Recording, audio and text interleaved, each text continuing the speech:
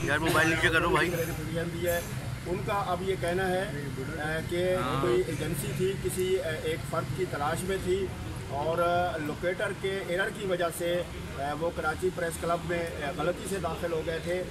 जबकि बाद में उनको इंडिकेट हुआ कि ये गलत लोकेशन है तो वो दूसरी जगह पे चले गए। बकौल उनके एक फ़र्द को उन्होंने गिरफ़्तार भी किया है ज़ैनब मार्केट के करीब से, और उन्होंने अपनी इस गलती पर माज़रत भी की है और साफ़ियों से कहा है कि वो गलती से जो प्रेस क्लब में दाखिल हुए इस बात पर वो माज़रत ख़्वाह हैं, और साफ़ियों से अपील की है कि वो किसी पैनिक में ना आए, किसी जो उनमें इश्तियाल पाया जाता है वो ख़त्म हो, और सूरत हाल को उन्होंने क्लियर करने की कोशिश की है। हम आपकी कराची प्रेस क्लब मोबाइल नीचे कर लें, मोबाइल नीचे कर लें भाई। ये तो कहा गया है कि इस तरह से कोई भी इदारा किसी के लोग कराची प्रेस क्लब में दाखिल हुए हफ्ते के दौर के ऊपर,